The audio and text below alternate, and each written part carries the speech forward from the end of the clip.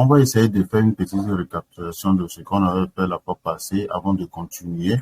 Là, je voulais vous faire une analyse au complet sur le GBP USD et voir ce qu'on peut anticiper dans l'avenir sur le GBP USD. Mais en attendant, la dernière vidéo, j'avais fait une analyse sur USD4 pour le moment. Voilà ce que j'avais dit. Et comme ça se réalise. Donc, j'avais parlé que cette zone qui est ici, c'était une zone solide. C'est une zone solide. Donc, lorsque le prix va venir casser cette zone, donc, on a cette possibilité de faire un buy. Donc, je me suis dit, dans la vidéo là même, je l'avais dit que ici, il y avait une zone où le prix peut faire un sell, où le prix peut faire un sell et continuer le sell jusqu'en bas. Donc, j'avais mis d'ailleurs même le TP. Voilà. Donc, le prix va venir chercher cette zone. Le prix va venir chercher cette zone. Quand il va venir chercher cette zone et il va casser cette zone-là, le prix va venir chercher sur cette zone-là. Donc, dans ce cas, donc, l'euro USD sur euro USD, on aura un buy. On aura un buy. Et d'ailleurs, j'avais pris cette style-là ici. Si c'est la première fois que vous tombez sur cette vidéo, n'oubliez pas de vous abonner, de liker, de commenter, car sur cette chaîne, je vais essayer de vous faire des analyses toutes les semaines, pour vous aider à anticiper beaucoup de choses sur les marchés. D'accord? J'ai essayé aussi de publier cette analyse dans mon canal Telegram. Si vous êtes intéressé, je vais essayer d'épingler le lien de mon canal Telegram dans la description pour vous aider. Et vous allez nous rejoindre ensemble. Nous allons essayer de booster ce canal-là. Et ensemble, nous allons essayer d'aller en avant. D'accord? Donc là, ce que je vois, on va essayer encore aller sur euro USD. C'est euro USD sur laquelle nous sommes. Donc, vous voyez que ça continue toujours par prolonger à la hausse. Donc, moi, je suis déjà en position buy ici. J'ai encore pris une position buy ici hier et je suis toujours dedans jusqu'à présent. Donc, là, le GBP USD en 4 heures. Mais nous n'allons pas commencer notre analyse en 4 heures, mais nous allons plutôt commencer notre analyse en monthly. Nous allons voir ce que, en monthly, ce que le graphique nous donne en monthly. Donc, si cette vidéo, à la fin de cette vidéo, et que vous avez vu que le contenu est très intéressant, n'oubliez pas de faire des commentaires et toutes les questions possibles. Je vais essayer de vous répondre en vous faisant des vidéos à la pluie. D'accord? Là, on est sur le GBP USD en monthly. Donc, ce qui veut dire une bougie égale à un mois. Là, d'habitude, moi, quand je viens sur les graphiques, c'est comme ça que je fais. Il faut essayer de réduire le graphique comme ça pour voir ce que il est. Donc, si nous voyons depuis fort longtemps, depuis 2007, je crois, en 2007, le GBP USD a entamé une tendance baissière. Parce que si nous voyons bien, ici, c'était le plus haut créé par le GBP USD. Donc, on a le high et le high qui devient plus bas, plus que le précédent.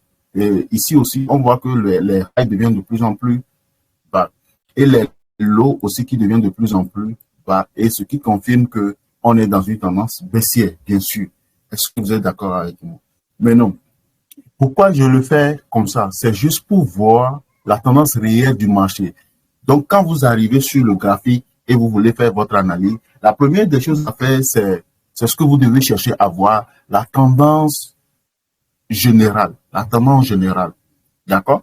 Ce que je suis en train de faire, ça va vous permettre. En fait, moi, ma stratégie me permet de faire le swing, me permet de faire intraday et me permet parfois de faire le scalping. D'accord? Ça dépend de votre disponibilité. Et que quand vous allez utiliser cette stratégie, vous devez vous focaliser sur ce que vous pouvez faire. Par exemple, si vous n'avez pas le temps, donc je vous préconise de faire du swing avec la stratégie. Donc, et c'est ce que je utilise depuis fort longtemps. Donc, une fois que je vois que les highs deviennent de plus en plus bas et les lows qui deviennent de plus en plus bas, je sais que la majorité de la tendance forte, c'est baissière. Mais quand je finis de voir tout ça là, la question que je dois poser, est-ce que la tendance baissière a fini? Est-ce que la tendance baissière fini ou est-ce que la tendance continue toujours? Est-ce qu'on est toujours dans une tendance baissière? Est-ce qu'on est toujours dans une tendance baissière? Il faut poser ces questions-là pour essayer de comprendre beaucoup de choses. D'accord? Là, qu'est-ce que je fais? Moi, je vais essayer d'utiliser euh, les lignes de tendance. D'accord? Je vous avais dit dans la précédente vidéo que ma stratégie, c'est le price action avancé. Ma stratégie est basée sur le price action avancé. Je ne suis pas là dans cette vidéo pour vous expliquer ce que j'appelle price action avancé. Si vous avez besoin de comprendre ce que je dis de price action avancé, n'oubliez pas d'intégrer mon canal Telegram et vous allez trouver forcément mes contacts là-bas et vous allez m'écrire ensemble. On va essayer de voir ce qu'on peut faire et je vais essayer de vous répondre à ça. Donc, j'utilise ici, là, mon premier train ligne que je vais essayer de tracer. D'accord? Je l'ai tracé. Maintenant, à vue d'œil, qu'est-ce que je remarque? Je vois que lorsque je trace ma première ligne de tendance, le prix a touché ici, a touché là. Et puis c'est fini. Et c'est fini. D'accord? Normalement, on devait avoir trois trucs. Maintenant, ici, là, c'est la question là que vous devez vous poser. Est-ce que le prix a touché ou pas? Ici aussi, on va considérer ici là comme le prix a touché cette zone. Parce que là, c'est une zone. Tout ce qui est ici là, c'est une zone de ligne de tendance. D'accord? C'est une zone. Voilà. Et voilà.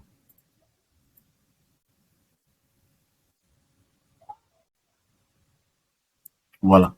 Donc, voilà la zone. Donc, vous voyez avec moi que on a une première touchée ici, deuxième touchée ici et troisième touchée ici. Si vous voulez savoir comment tracer les lignes de tendance bien pour réussir cela, écrivez ça dans le commentaire. Je vais essayer de faire une vidéo pour vous expliquer cela très bien. D'accord? Donc là, donc ce qui on a une première touchée, deuxième touchée et troisième touchée à ce niveau-là. Est-ce que vous êtes d'accord avec moi? Donc nous, on va continuer toujours par tracer notre ligne et la deuxième ligne qui est en bas. Donc ici, je prends ce niveau et je le fasse comme ça. Et je tiens aussi ici à vous dire qu'on peut tracer cette zone de ligne de tendance, la zone de ligne de tendance à ce niveau aussi. D'accord? N'oubliez pas, on peut le faire. Et je vous le répète encore, si vous voulez comprendre comment tracer les lignes de tendance, les supports et les résistances, n'hésitez pas à écrire ça dans le commentaire. Je vais essayer de faire une vidéo pour vous expliquer correctement comment on peut tracer ces zones-là. D'accord? Comment on peut tracer cette zone. Donc, nous allons commencer maintenant par tracer les zones clés. Moi, les zones clés, ce sont les supports et résistances. D'accord? Les zones clés, ce sont les supports et résistances. Donc là, on est à mon fil. Je vais commencer à ce plus bas et remonter plus haut. Hein? Je peux commencer plus haut et descendre plus bas. Ça dépend de ce que je fais. D'accord? Il y a certaines zones qui ne sont plus intéressantes. Par rapport à moi, je peux les laisser si je veux ou bien si je... Bon, si je ne veux pas, je peux les faire pour que les prochains jours, je saurai que cette zone aura plus d'impact plus que cette zone-là. D'accord? Donc ici, par exemple, plus bas que ça, j'ai une zone là qui quitte à ce niveau-là. Il y a une zone qui quitte à ce niveau. Là. Voilà notre zone. Effectivement, ici, il n'y a pas une zone là. Mais la meilleure zone, c'est là. Dans cette vidéo, je ne vais pas vous expliquer pourquoi je dis que c'est la meilleure zone. Donc, si vous voulez, dites-le dans le commentaire. Et je vais essayer de le faire pour vous. Donc, la prochaine zone que je peux tracer en Montpellier, c'est ici. C'est cette zone-là. D'accord? Voilà. Que je vais allonger. Comme ça. Voilà. Donc, vous voyez avec moi que le prix a réagi là, là. Le prix a réagi là. Et le prix a réagi ici, ici et ici. D'accord? Donc, à la prochaine fois, quelle zone je peux tracer encore? Là, je monte ici.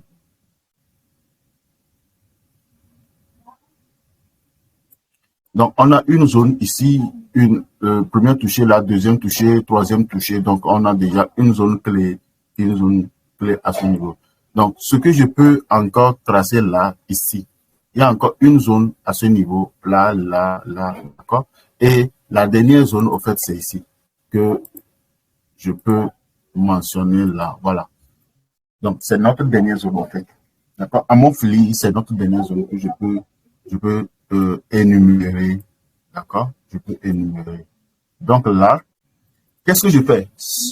Maintenant, une fois que j'arrive à faire tout ça là, maintenant, je dois comprendre, je dois essayer de comprendre le mouvement du marché. Qu'est-ce que le prix peut faire dans le futur? Donc, si vous voyez bien, donc le prix qui a cassé cette zone là, le prix qui a cassé cette zone a fait trop de mouvements sur cette zone avant d'aller là. Donc, il y a une forte probabilité que quand le prix va arriver, il va casser cette zone-là. Donc, il peut aller chercher ce niveau, revenir quelque part ici, repartir là, d'accord, revenir quelque part là, d'accord, et aller là, revenir là, et continuer, ou soit maintenant, de descendre complètement. D'accord? Voilà le schéma dans le futur que je peux y avoir du mouvement. Ici, je suis en train de faire une analyse technique, purement technique. Il n'y a pas une analyse fondamentale dans ce que je suis en train de vous dire. Si vous voulez comprendre les analyses fondamentales, écrivez cela toujours dans les commentaires et je vais toujours chercher ce truc-là pour vous faire des vidéos pour ça. D'accord? Donc là, voilà ce que je peux faire en mon folie dans ça. Donc, j'ai essayé maintenant de descendre dans time frame inférieur pour comprendre ce qui se passe dans les time frame inférieurs. Bien sûr, on ne peut pas rester là pour dire, ah, on va prendre position à ce niveau. Donc, je descends directement en une semaine. Je descends déjà en une semaine. Donc là, ici, je suis en une semaine. Je vais essayer de vous expliquer quelque chose par là. Donc, en une semaine, il y a encore une zone qui est proche de ma zone que je peux tracer. Donc là, ici, si vous remarquez quelque part ici, voilà, ici par exemple, le prix a fait une figure de retournement à ce niveau-là, comme ça, comme ça. D'accord? Une figure de retournement à ce niveau. Donc là, on a une zone au fait qui est ici, qui a réagi avec cette zone-là, qui peut réagir avec cette zone-là. D'accord? Là, je vais essayer de faire ça comme ça. Aujourd'hui.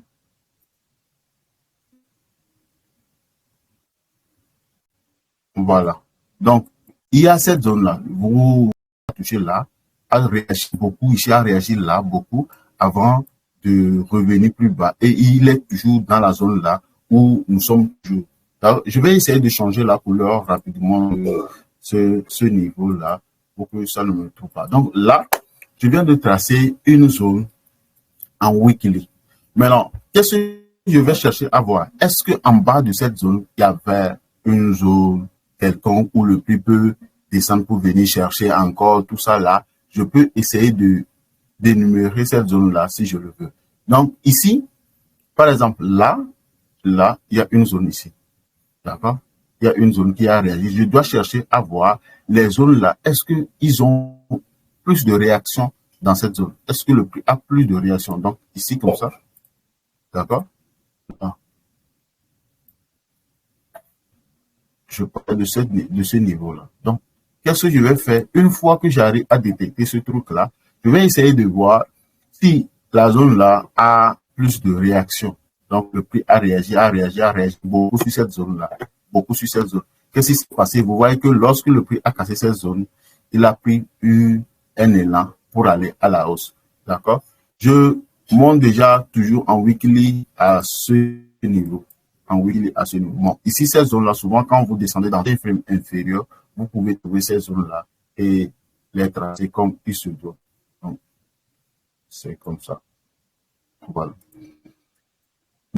À ce niveau-là, parce que le prix est un peu loin de moi par rapport à ce niveau. Sinon, il y a encore une zone qui part à partir de ce niveau. Il y a une zone qui part, qui est à ce niveau. D'accord? Il y a une zone qui est à ce niveau à tracer.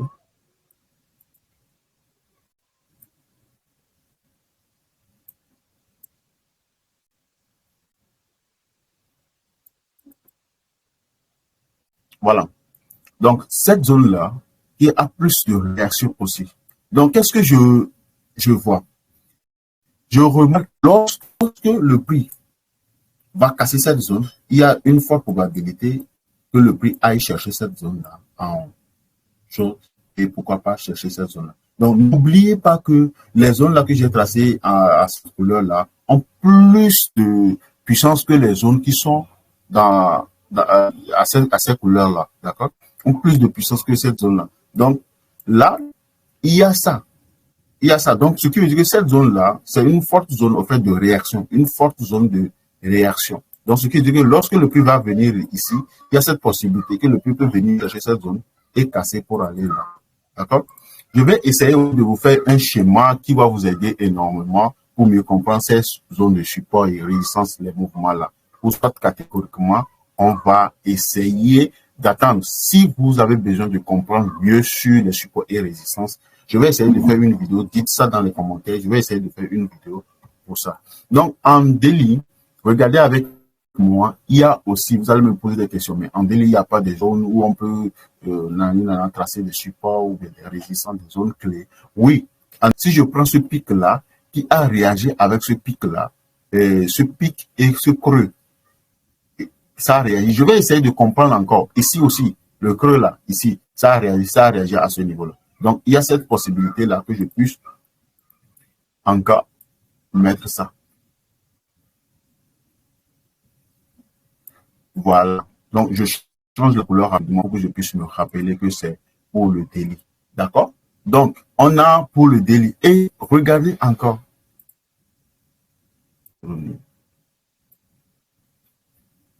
Là. J'ai pris ce niveau. J'ai pris ce niveau. Et j'ai pris ce niveau. Et ça a réagi. Regardez ce que le prix a fait. Voilà. D'accord. Regardez qu'est-ce que le prix a fait. Lorsque le prix a cassé ce niveau-là, il est venu chercher ce niveau. Il est reparti. Il est revenu chercher ce niveau et il est là. Normalement, lorsqu'il est là, il devait revenir chercher là et repartir. Ou soit casser complètement cette zone, ou soit dans cette zone et continuer sa course vers la hausse. Donc, je vais essayer de vous faire comprendre quelque chose rapidement. Pour ça, si vous voulez, dans la prochaine vidéo, je vais essayer de vous le faire. Lorsque le prix casse une zone, il doit faire une réaction à cette zone d'abord avant de prendre un élan. Donc, regardez, lorsque le prix a cassé cette zone-là, qu'est-ce qui s'est passé? Il a fait un élan avant de repartir à la hausse. Lorsque le prix a cassé cette zone, il est revenu sur une zone-là, il est obligé de faire un bon rebond vers le bas avant de partir à la hausse. Donc, tous ces mouvements, pour comprendre tout ce que je suis en train de dire, vous devez analyser le graphique tout le temps pour comprendre ça. Lorsque le prix est venu casser cette zone, qu'est-ce qui s'est passé? Regardez le mouvement là qui s'est passé avant que le prix n'aille quelque part ici, revenir sur la zone avant de repartir à nouveau à la hausse. Donc, c'est le même scénario qui se passe au fait. Donc, lorsque le prix, ce que nous allons attendre maintenant, lorsque le prix va casser cette zone, on doit attendre un bon rebond. D'accord? Vitesse. Donc, le prix va faire un mouvement ici d'abord avant d'aller chercher cette zone-là. D'accord? Soyez prêts pour ça. Donc, maintenant, qu'est-ce que nous allons faire? Nous n'allons pas attendre dans daily et faire notre analyse. On va descendre en time frame encore inférieur comme en H4 rapidement. H4. Je vous promets qu'avec cette stratégie, vous pouvez l'utiliser pour faire des scalping aussi. Pour faire des scalping aussi. D'accord? Pour faire des scalping. Donc là, on est en H4. Qu'est-ce que je vois rapidement en H4? Je vois que en H4, on a une zone ici. Voilà.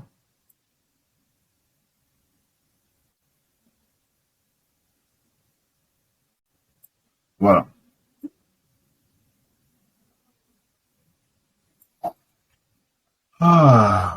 On a une zone ici. Donc, je pouvais essayer d'aller dans le passé pour voir si cette zone-là a eu plus de réactions dans le passé du marché. D'accord? Donc, c'est possible aussi. Il faut le faire. Donc, ce qui veut dire que quoi? Là où le prix est actuellement, s'il crée possibilité qu'il peut venir chercher cette zone-là. Au cas contraire, c'est la hausse complète. Je vais changer la couleur pour que ça ne vous ennuie pas. Voilà. Donc, ce qui veut dire que Lorsque le prix va redescendre ici, il va venir chercher ce niveau-là. Et maintenant, repartir à la hausse. D'accord? Et quand il va casser cette zone, comme je vous l'avais toujours dit, cette possibilité peut venir. Il peut casser cette zone, faire de mouvements, comme ça, venir là et repartir. Ou soit complètement, il va s'arrêter à ce niveau et continuer par le prix. Donc, lorsque le prix fait ce mouvement, quand il va casser cette zone, avec, on va parler de ça prochainement, quand il va casser cette zone, lorsque il va revenir dans cette zone prochainement, essayez d'attendre les confirmations d'entrée. Si vous avez des problèmes avec les time frames, comment utiliser les time frames sur le graphique, n'oubliez pas de le dire en commentaire. Je vais essayer de faire une vidéo pour ça, sur ça pour vous. Et ça va, je pense qu'avec ça, ça va vous aider énormément. D'accord? Donc là, ici, quand le prix arrive ici et qu'on n'a pas eu une confirmation de buy, donc forcément, le prix va venir chercher cette zone-là et il va recontinuer sa course vers la hausse. D'accord? Il va recontinuer sa course vers la hausse. Donc, soyez tellement vigilants. Si vous voulez comprendre maintenant les supports et résistances et autres là, n'hésitez pas à le dire dans le commentaire. Je le répète encore. Je vais essayer de vous le dire. Donc, comme je viens de vous le dire, donc là, ce qui veut dire que lorsque le prix va venir casser cette zone-là, il y a une forte probabilité, que le prix aille chercher cette zone-là. Cette zone. D'accord? Même s'il vient ici, s'il revient dans cette zone, il va aller chercher forcément cette zone. Donc, j'espère que vous avez suivi cette vidéo jusqu'à présent et j'espère que ça va vous aider énormément. Si c'est la première fois que vous tombez sur cette vidéo, n'oubliez pas de vous abonner, de liker, de commenter et de dire ce que vous ressentez ou bien vos problèmes pour qu'on puisse traiter ce problème ensemble sur cette chaîne. Je vous promets que à partir d'aujourd'hui, je vais essayer de vous faire 2 à 3 vidéos par semaine sur cette chaîne YouTube afin de vous aider à mieux comprendre les choses. Donc, si vous avez des amis qui sont dans le domaine du trading, n'oubliez pas aussi de leur partager le lien de cette vidéo-là pour que eux ici puissent comprendre quelque chose dans ce domaine de trading. Donc, sur ce, je vous dis à la prochaine et bonne suite.